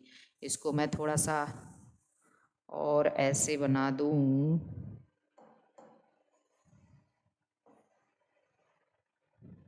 इसको मैं थोड़ा सा और ऐसे बना दूँ। एक सेक्शनल व्यू लिया है मैंने अब इसका, ये देखिए कट कर दिया मैंने इंटरनल ईयर को, तो ये एक सेक्शनल व्यू मैंने इस तरीके से लिया है। अब ये वाला विंडो कौन सा विंडो है, तो आप कहेंगे this is the Oval window. Oval window, कोई टेंशन की बात तो नहीं है ना, जो मिडिल ईयर से कनेक्टेड होता है। ये कौन सा विंडो है, तो आप कहेंगे this is the round window. चलिए ठीक है। अच्छा, ये ऊपर वाला क्या है, तो बिल्कुल सही आपने कहा, ये ऊपर वाला पोर्शन ये पूरा का पूरा बोनी लेबायरिंथ है और बीच में ये मेम्ब्रेनस लेबायरिंथ है। तो आपने कहा ये स्केला वेस्टिबुलाई है, यहाँ तक कोई टेंशन नहीं। और जिसके अंदर पेरीलिम्फ भरा हुआ है, क्या भरा हुआ है, पेरीलिम्फ, पेरी मतलब बाहर वाला फ्लूइड है ना। और इसका नीचे वाला पोर्शन, ये नीचे वाला आपने कहा ये स्केला वेस्टिबुलाई है, सॉरी स्केला टिम्पेनाई, और इसके अंदर भी पेरीलिम्फ है, कोई टेंशन नहीं। अब आपने कहा यहाँ पे देखिए, इसके बाद ये क्या है, ये वाला जो मेम्ब्रेन है, ये तो रीजनर मेम्ब्रेन है, देख लीजिएगा एनसीईआरटी में। ये मेम्ब्रेन कौन सी मेम्ब्रेन है, रीजनर्स मेम्ब्रेन। और ये वाली जो मेम्ब्रेन है, इसको मैं थोड़ा सा ऐसे बना दूं, ठीक, ये है बेसिलर्स मेम्ब्रेन।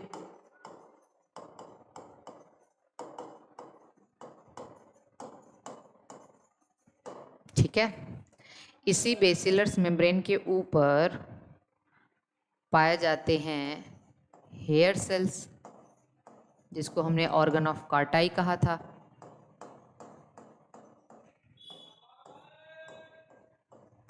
क्या पाए गए, हेयर सेल्स, जिसको क्या कहा, ऑर्गन ऑफ कार्टाई। और इसी के जस्ट ऊपर इस तरीके से, 1 मिनट, यहाँ पे एक बड़ी इंपॉर्टेंट मेम्ब्रेन होती है, जिसको हमने नाम दे दिया टेक्टोरियल मेम्ब्रेन।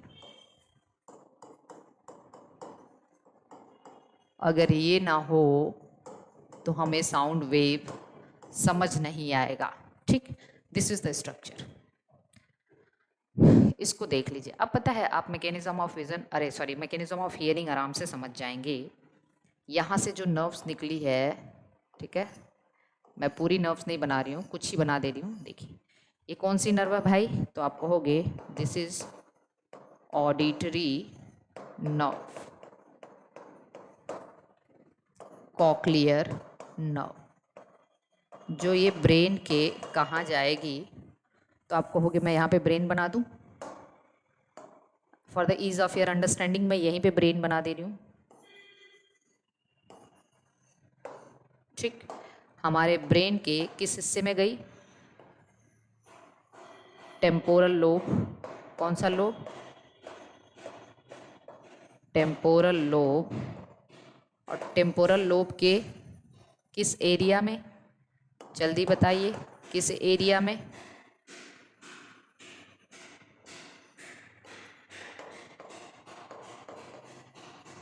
ऑडिटरी एरिया में। ठीक, अब यहां तक किसी को कोई दिक्कत है क्या? अब हम देखेंगे कि कैसे कैसे मैकेनिज्म ऑफ हियरिंग समझेंगे। ये स्ट्रक्चर पहले देखिए, फिर उसके बाद बात करेंगे।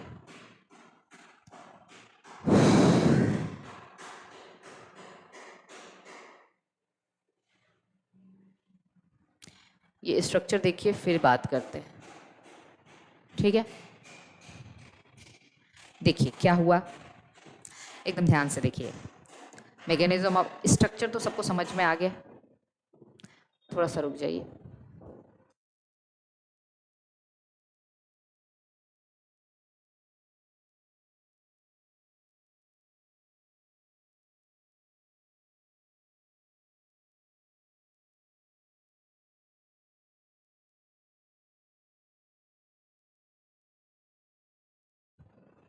अब हम मैकेनिज्म ऑफ हियरिंग समझाने वाले हैं आपको।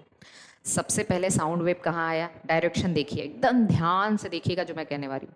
साउंड वेव आया ईयर पिन्ना, ईयर पिन्ना से external auditory meatus, auditory meatus से, चलिए इसको हम यहाँ पे समझाते हैं। देखिए मैकेनिज्म ऑफ हियरिंग को समझा रही हूँ, इसको ध्यान से देखिए। साउंड वेव आया यहाँ से, देखिए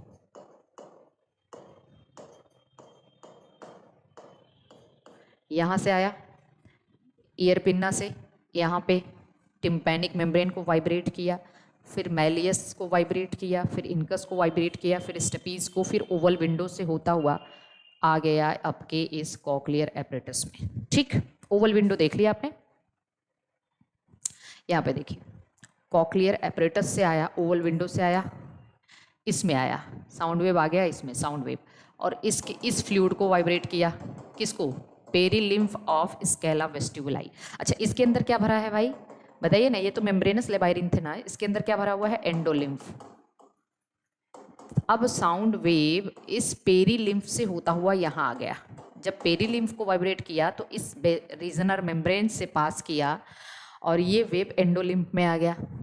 एंडोलिम्फ से होता हुआ ये वेव आपके इस मेम्ब्रेन पे आ गया, किसके, ये मेम्ब्रेन, बेसिलर मेम्ब्रेन वाइब्रेट करेगी, और बेसिलर मेम्ब्रेन के ऊपर है हेयर सेल्स, और हेयर सेल्स वाइब्रेट करेंगे। ठीक है, जैसे ये जब वाइब्रेट किया ना, तो इसके जो हेयर्स हैं, ये सीलिया, ये भी वाइब्रेट करेंगे, और जब ये वाइब्रेट करेंगे तो ये टेक्टोरियल मेम्ब्रेन डमरू जैसा होता है ना, डम डम आप मारते हो ना डमरू पे, तो एकदम वैसी वाली आवाज़ आती है। तो वैसे ही क्या है, जो आपने इस पे ऐसे थोड़ा सा भी छुआ तो वो आवाज़ आ जाती है, वैसे ही जैसे ही हेयर सेल्स इस पे ऐसे बेंड करेंगे, जब हेयर सेल वाइब्रेट हुआ तो इस पे टेक्टोरियल मेम्ब्रेन पे बेंड करेंगे, और टेक्टोरियल मेम्ब्रेन पे जैसे ही हेयर सेल्स बेंड किया ना, मेम्ब्रेन परमिएबिलिटी चेंज हो जाती इस हेयर सेल्स की। ठीक है, और इसकी मेम्ब्रेन परमिएबिलिटी चेंज जब मैं कहती हूँ तो आपको तुरंत से समझना चाहिए, यहाँ पे डीपोलराइजेशन स्टार्ट हो गया, उसका मेम्ब्रेन में सोडियम आयन चैनल खुल जाते हैं, और डीपोलराइजेशन स्टार्ट हुआ तो एक्शन पोटेंशियल जनरेट हो गया ऑर्गन ऑफ कटाई के अंदर। हेयर सेल्स क्या है भाई, ऑर्गन ऑफ कटाई ही है ना। चलिए मैं यहाँ पे लिख दूँ, ये हेयर सेल्स है,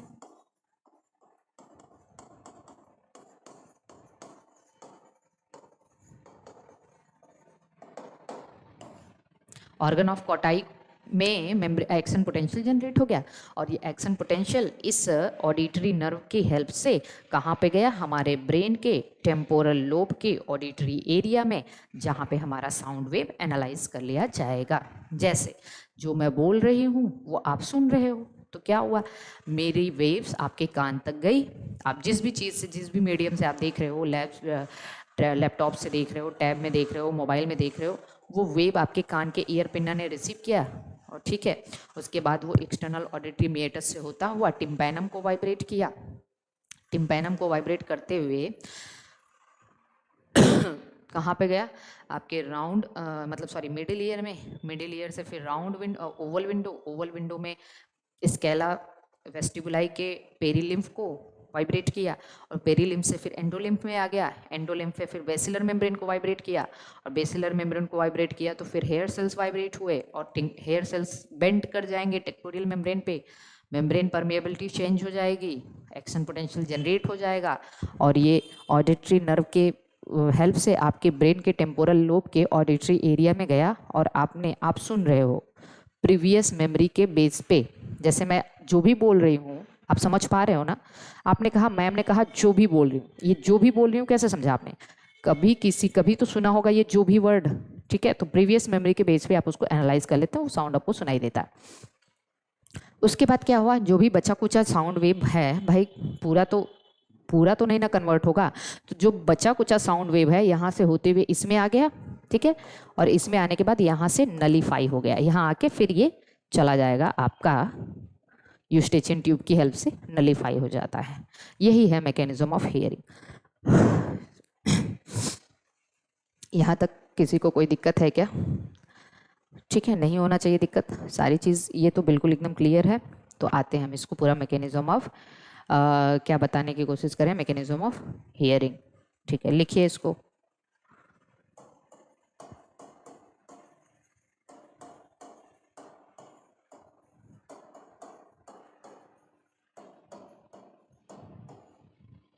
तो देखिए डायरेक्शन मैं लिख रही हूँ, साउंड वेव्स का डायरेक्शन लिख, कहाँ गया, किसने रिसीव किया, फिर एक्सटर्नल ऑडिटरी मेटस, यहाँ से फिर टिम्पैनम, टिम्पैनम से फिर मिडिल ईयर, मिडिल ईयर से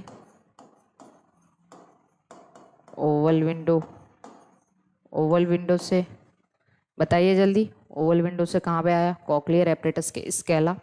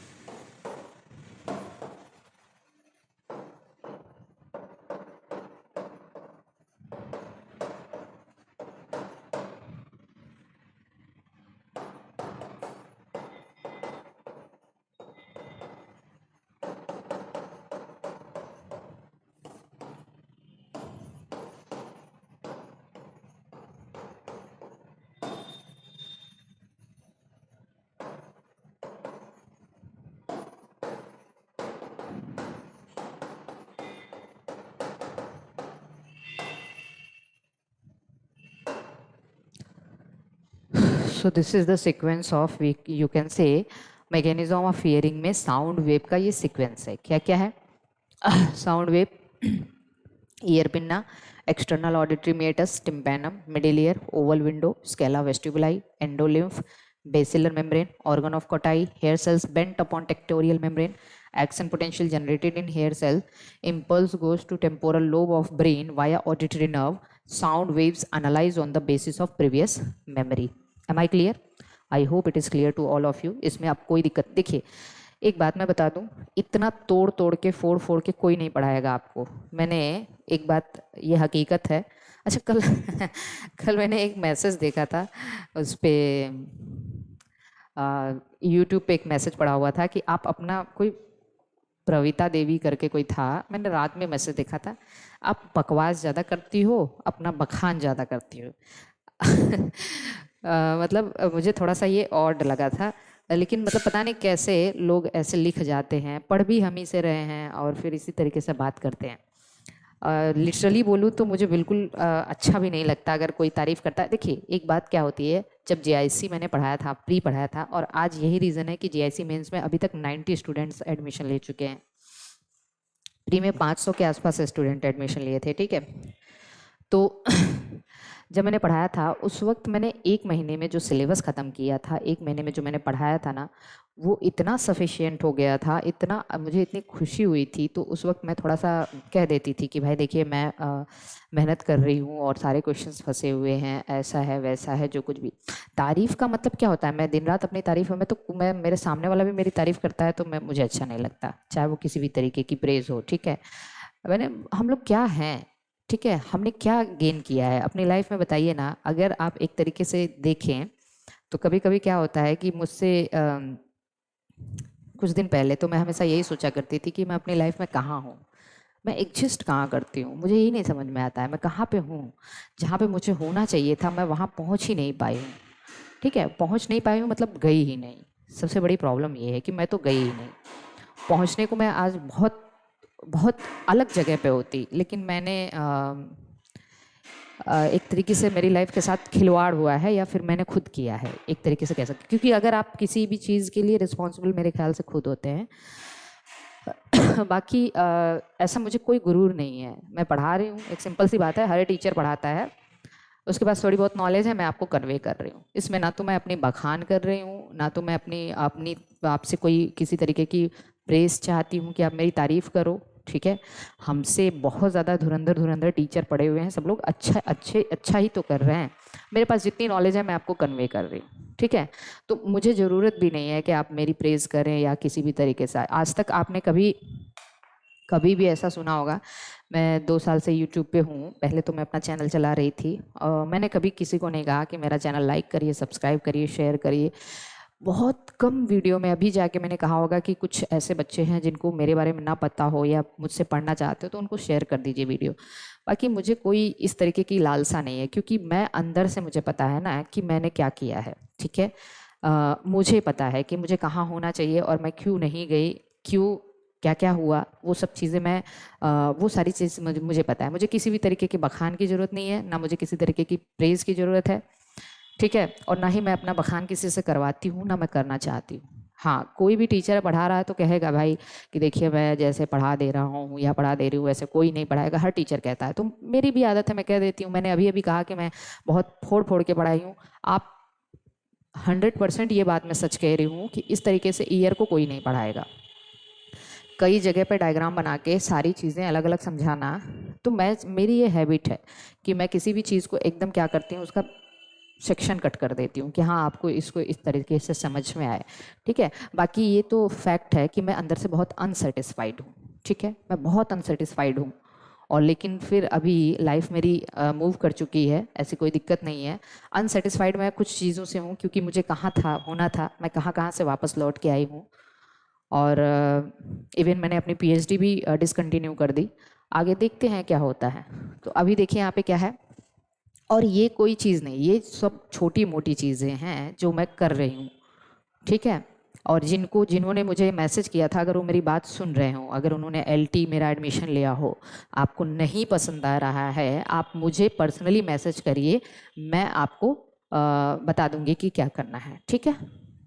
तो मुझे इस तरीके का कोई कमेंट पसंद नहीं है, एकदम नहीं, कि आप कुछ भी बोलें हमारे बारे में।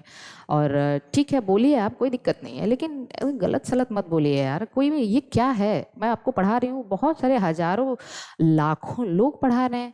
अब इसमें मैं कौन सा अपना बखान करूं। मैं खुद भी अभी कह रही हूँ कि ये कुछ भी नहीं है, मैं खुद जो चीज़ करना चाहती थी वो चीज़ मैं नहीं कर पाई, ठीक है, मेरी कुछ हरकतों की वजह से, मेरी बेवकूफ़ियों की वजह से, ठीक। तो ये कुछ नहीं है, ये एक छोटी मोटी नॉलेज है मेरे पास, मैं आपको डिलीवर कर रही हूँ, मैं आपको कन्वे कर रही हूँ, और कोई दिक्कत की बात नहीं है कि मतलब हाँ मैं बहुत बड़ा काम कर रही हूँ, या मैंने जग जीत लिया है, या मैंने एकदम पूरा सबको हरा दिया है, ऐसा कुछ नहीं है। ठीक है, तो देखिए यहाँ पे क्या है, साउंड वेव्स, ये सारी चीज़ें पाथवे आपको मैं बता दी, और इसको आपने आपने नोट कर लेना है। ठीक, एक बार देख लीजिए इसको।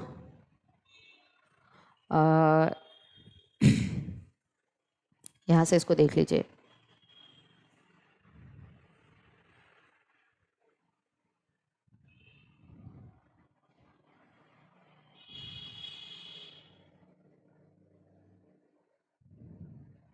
अच्छा, इसको इसको 20 टाइम्स होगा। ठीक है, इसका सिंबल ही ऐसे होता है, अगर किसी चीज़ को आप टाइम्स लिखते हो तो एक्स लिख देते हो।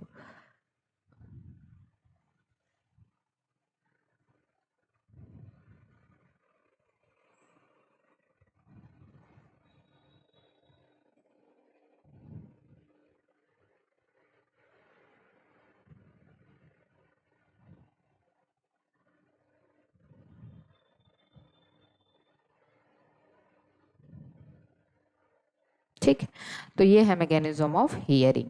अब हम आते हैं mechanism of balancing.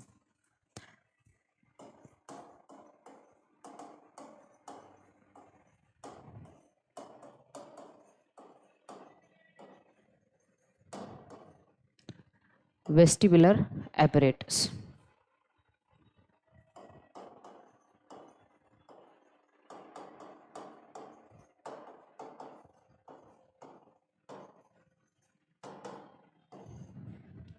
Balancing apparatus. ठीक है, बैलेंसिंग एपरेटस, मैंने कहा था हमारे ईयर का प्राइमरी फंक्शन बैलेंसिंग है, और सेकेंडरी फंक्शन जो है ना वो हियरिंग है। ओके, अब देखते हैं बैलेंसिंग। अब वेस्टिबुलर एपरेटस को हम थोड़ा सा आपके सामने एकदम ऐसे ऐसे मैंने बनाया था।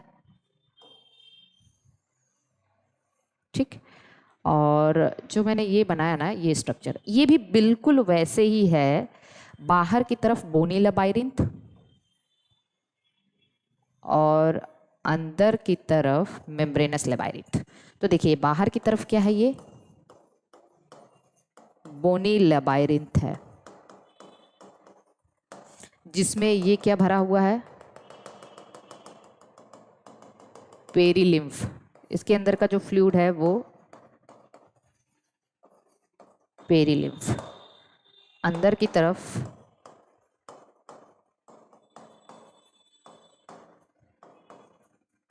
मेम्ब्रेनस लेबाइरिथ, और जिसके अंदर क्या भरा हुआ है, एंडो लिम्फ। ठीक, लेकिन यहाँ पे क्या है, कैसे ये बैलेंसिंग करता है, इसको ध्यान से देखिएगा। ये जो नीचे वाला स्ट्रक्चर है ना, इसको कहते हैं सैक्यूल। नीचे वाला जो स्ट्रक्चर है, जो चैम्बर है, उसको सैक्यूल। ऊपर वाले चैम्बर को यूट्रिकल। तो कभी ये सवाल पूछा जा चुका है, utricle and saccule is the part of. ठीक है, यूट्रिकल एंड सैक्यूल। जो यूट्रिकल है ना, इसको देखिए, ध्यान से देखिएगा थोड़ा सा। इसमें इस तरीके से आपको तीन सेमी, एक कान में, अगर मैं एक कान की बात करूं तो एक कान में 3 सेमी सर्कुलर कैनाल पाए जाते हैं। कितने सेमी सर्कुलर कैनाल? 3। एक ये हो गया, 2 हो गया, ठीक है, 2 हो गया, और एक मैं इधर बना दूं,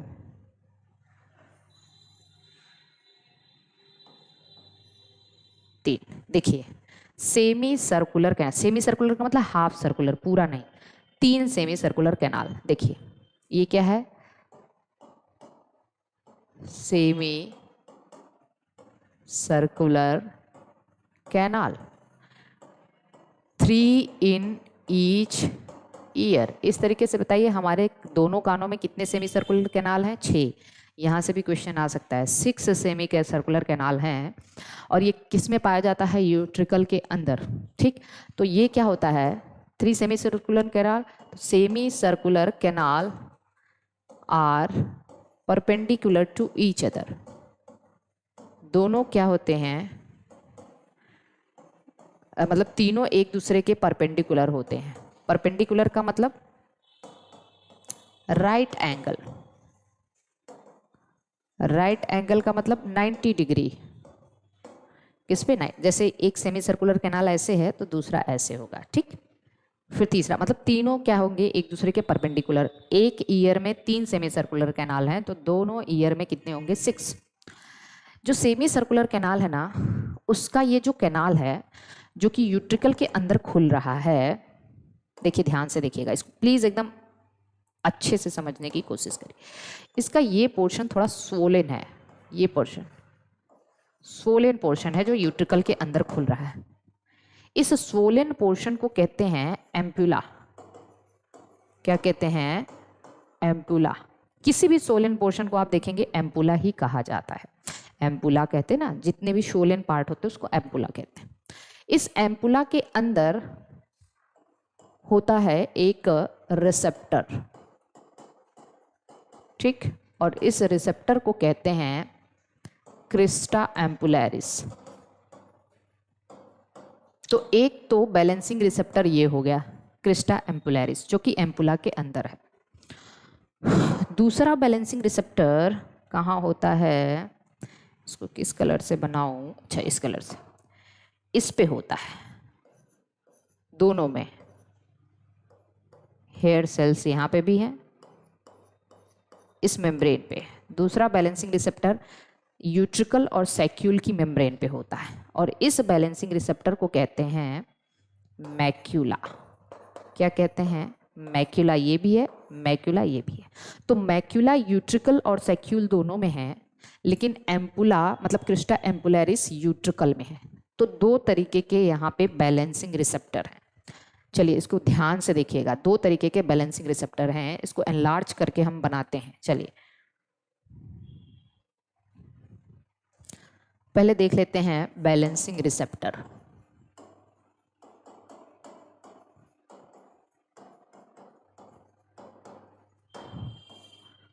ठीक,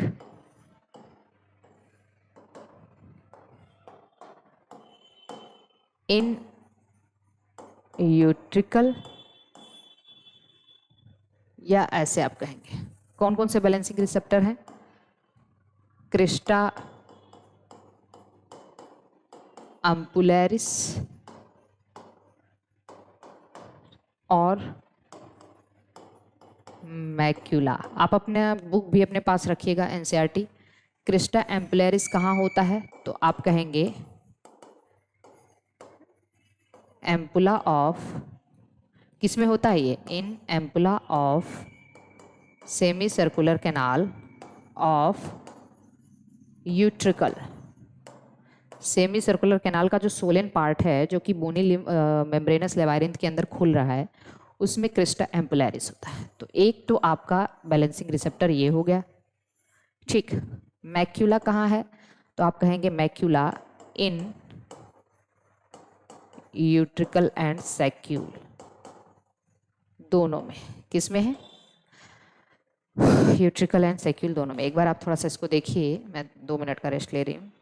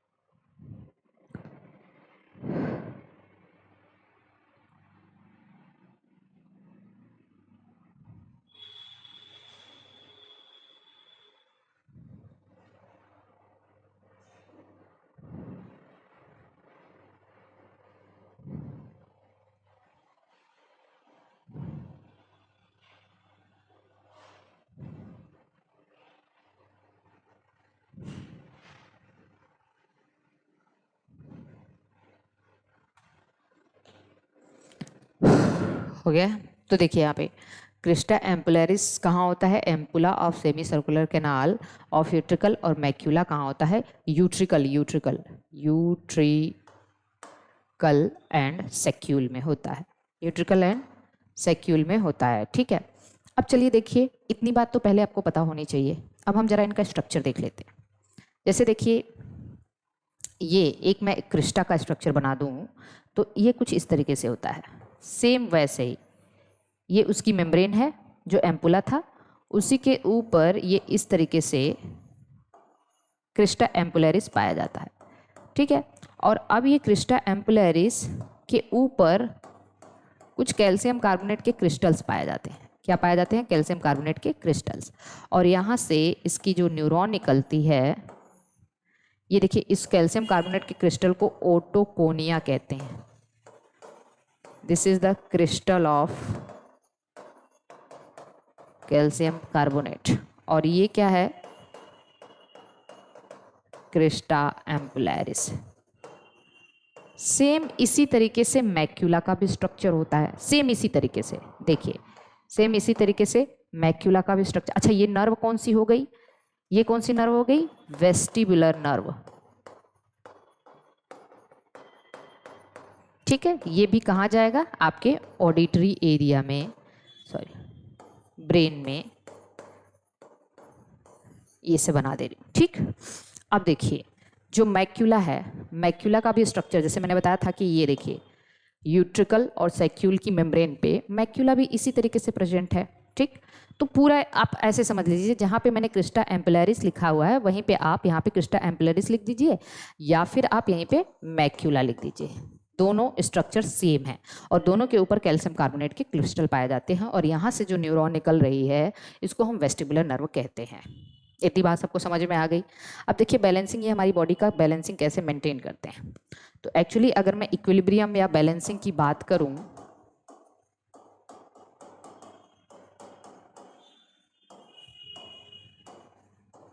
तो एक चीज मैंने आपको ये भी बताया था, ब्रेन का कौन सा हिस्सा हमारे बैलेंसिंग के लिए रिस्पॉन्सिबल है, तो आपने कहा था सेरिबेलम, याद है ना, हमने कहा था सेरिबेलम हमारे मसल टोन को, बैलेंसिंग को मेंटेन करता है। अल्कोहल का इम्पैक्ट इसी पे पड़ता है, मैंने कहा था। ठीक है, देखिए, इसमें हमारे पास बैलेंसिंग दो तरीके का होता है। एक तो आपका स्टैटिक स्टेट, जब स्टैटिक स्टेट का मतलब जब आप खड़े हैं, बिल्कुल भी आप मूव नहीं कर रहे हैं, when body is not moving, जब हमारी बॉडी मूव नहीं कर रही उस वक्त भी हमें बैलेंसिंग की ज़रूरत होती है। और एक होता है डायनामिक स्टेट। तो ये बहुत ज़्यादा समझने की आपको ज़रूरत नहीं है, इसको मैं बहुत इलेबरेट करूँगी तो आपको कन्फ्यूज़न होगा, बस आप जान जाइए आपको कितना ज़रूरी है। When we are moving, body is in moving state. तो दो तरीके का बैलेंसिंग है, इसमें किसका किसका रोल है। अच्छा, डायनामिक में भी दो तरीके का स्टेज आता है, एक्सीलरेशन एंड डिसेलरेशन, और रोटेशन ऑफ हेड। ठीक, एंड मूवमेंट ऑफ बॉडी। इतने तरीके के हमारे जो हैं बैलेंसिंग स्टेट्स होते हैं। अब देखिए, स्टैटिक, जब हम एकदम बिल्कुल मूव नहीं कर रहे हैं उस वक्त हमारी बॉडी का जो इक्विलिब्रियम है, ठीक है, इक्विलिब्रियम है, जैसे मान लीजिए उस वक्त हम अपना हेड हिला रहे हैं इधर उधर, जो भी है, जिस तरीके से भी हम इक्विलिब्रियम मेंटेन कर रहे हैं, उसके लिए रिस्पॉन्सिबल होता है, इन दोनों के लिए, इसके और इसके लिए, स्टैटिक और एक्सेलरेशन एंड डिसेलरेशन वाले में रिस्पॉन्सिबल होता है, दैट इज यू कैन से मैक्यूला। ठीक, अभी आपको ये चीज़ समझ में आएगी नहीं, बस आप लिखिए, मैं बताऊंगी बाद में। और रोटेशन में इसके लिए ज़रूरी है क्रिस्टा एम्पुलरिस, तो इसको आप इस तरीके से याद रखिए। अब देखिए, जैसे क्या है ना, थोड़ा सा समझिए इस चीज़ को। जैसे ये वाला स्ट्रक्चर देखिए, ये वाला स्ट्रक्चर देखिए, ये है हमारा semi circular canal. 3 semicircular canal होता है, इसके अंदर क्या भरा हुआ है, क्रिस्टा एम्पलेरिस। ये तो मैंने आपको भी बता दिया। जैसे जब आप अपना हेड ऐसे रोटेट कर रहे हैं, ठीक, जब आप अपना हेड इस तरीके से आगे पीछे जिधर भी रोटेट कर रहे हैं, तो इसके अंदर आपका सेमी सर्कुलर कैनाल का जो एम्पुला है उसके अंदर क्या प्रेजेंट है, क्रिस्टा एम्पुलेरिस, और उसके अंदर कैल्शियम कार्बोनेट के क्रिस्टल है ना। बस थोड़ा सा समझिए, यहाँ पे देखिए, इसके ऊपर कैल्शियम कार्बोनेट के क्रिस्टल है जिसको ओटोकोनिया कहते हैं, या ओटोलिथ कह दीजिए, इसको ओटोलिथ भी कहते हैं, ठीक है। ये कैल्शियम कार्बोनेट के क्रिस्टल इधर इधर इधर इधर क्या होते हैं, इस हेयर सेल के ऊपर फिसल जाते हैं। जैसे हमने इधर किया, हेयर सेल्स के ऊपर फिसल गए। जब हेयर सेल्स के ऊपर ये फिसल जाते हैं तो क्या हुआ, हेयर सेल्स की मेम्ब्रेन परमेबिलिटी चेंज हो गई, एक्शन पोटेंशियल जनरेट हो गया, और ये नर्व एक्टिवेट हो गई, और उसके बाद ये चीज़ आपका जो है चला जाएगा ब्रेन के हिस्से में, ठीक है। तो यही है बैलेंसिंग। बाकी आपको बैलेंसिंग पे ज़्यादा फोकस नहीं करना है, बस इतना जानते रहिए कि बैलेंसिंग का रिसेप्टर कौन कौन सा है और हियरिंग का रिसेप्टर कौन कौन सा है। I hope it is clear now. ये सारी चीज़ें आपको क्लियर हो गई होंगी। बस जिद थी मेरी कि आज इसको ख़त्म करना है, इसलिए मैं इतना लंबा बोल दिया। अब लग रहा है मुझे सोना ही पड़ेगा, ठीक है। तो देखिए यहाँ पे क्या है ये सारी चीज़ें बैलेंसिंग वाला देख लीजिए। क्रिस्टा एम्पुलेरिस और मैक्यूला। क्रिस्टा एम्पुलेरिस कहाँ पाया जाता है, सेमी सर्कुलर कैनाल और यूट्रिकल में, sorry ampulla of semicircular canal of utricle, और मैक्यूला जो है वो यूट्रिकल एंड सेक्यूल दोनों में पाया जाता है। और फिर ये पूरा का पूरा किस तरीके से बैलेंसिंग हो रहा है। तो I hope it is clear now. आपको ईयर वाला पार्ट भी खत्म हो चुका है। अब हम लोग अगला लेक्चर जो स्टार्ट करेंगे वो हमारा एंडोक्राइन सिस्टम से होगा, ठीक है। बाकी आप लोग पढ़ते रहिए, कोई समस्या नहीं होगी, आपको सारी चीज़ें टाइम टू टाइम मिल जाएंगी। हम लोग रिवीजन भी करेंगे, हम लोग सारी चीज़ें करने की कोशिश करेंगे। अभी आप पढ़िए, आपको नोट्स मिल रहे हैं, आप कॉन्सेप्ट क्लियर करिए, और हम क्वेश्चन पेपर तैयार करवा रहे हैं। जैसे ही मैं पूरी तरह से सही होती हूँ मैं सारी चीज़ें कंटिन्यू करूँगी। चलिए ठीक है।